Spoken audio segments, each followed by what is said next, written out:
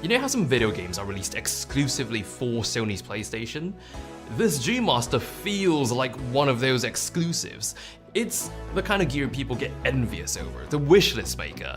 It is, after all, a 50 to 150mm f2.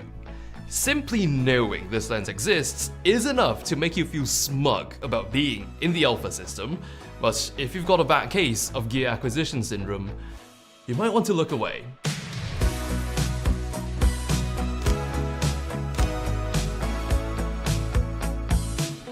You may have noticed that the model badge on this G Master is a bit more luxurious than usual. Now, I was shown the lens first before knowing how much it cost, but the moment I laid eyes on that big metal model badge, I knew that this wasn't going to be a very cheap lens.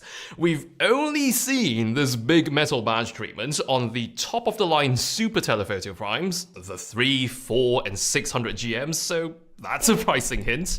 In Malaysia, this launches for 16,999 ringgit.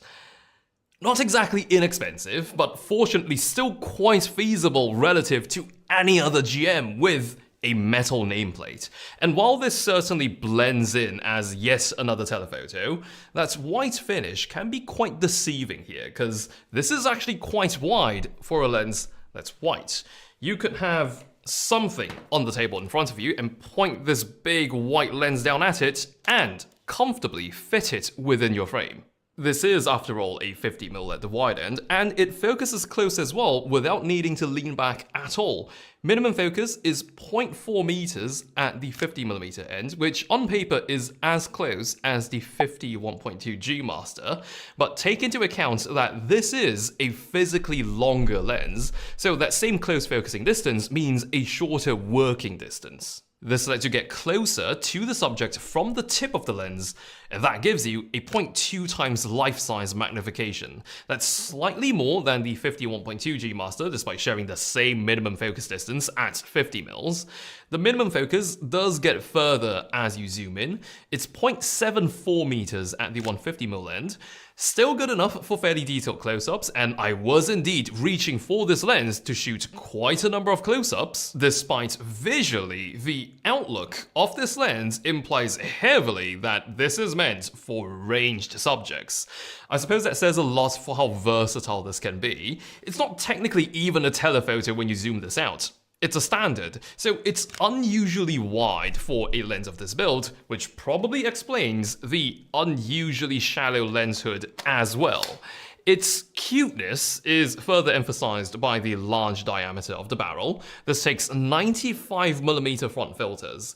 If you're trying to cut down on footprint, it is possible to remove the leg from the tripod collar, though the actual rotatable collar can't be taken off. There's an iris ring, declickable, and with an iris lock, you get not 2, but 3 focus hold buttons, incredibly smooth zoom ring for this fully internal zooming beast of a lens. It's a strong presence when you hold this lens, plus an f2 telephoto zoom certainly comes with the expectation of being humongously cumbersome, but its footprint is really not much more than the household 70 to 200. In fact, at a little over 1.3 kilograms, this thing that does f2 throughout its entire zoom range is lighter than the first generation 70 to 200 GM. So if you're comfortable with a 70 to 200, this f2 is not gonna feel like much of a burden at all. Of course, by focal length, this isn't a 70 to 200. There's a fair bit of overlap, but it's a shorter zoom overall. I do actually much prefer the wider 50-150 range over the 70-200. I've simply been getting more use out of this. Yes, it's 50mm less reach on the tele end, but that doesn't make as much of a difference as being able to go 20mm wider on the short end. I do find a lot of utility in that. It zooms in just far enough to be that lens you use for reach, but the very same lens can also double as a bright 50. Just like the 2870 f2 GM, which came not long before this is yet another one of those zooms which can take the place of a few primes.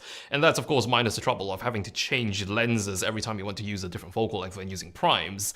This is a perfect lens for events, in my opinion. You're moving fast, you've got no time to change lenses, you need that reach, and you need that bright aperture for low light. This is one whole stop brighter than f2.8, and it's got the image quality to back it up, so you don't miss your primes too much. At this point, are you even surprised that this G Master lens is sharp in the center and sharp in the corners? Little bit of chromatic aberration if you're focusing up close, and it does naturally vignette a bit.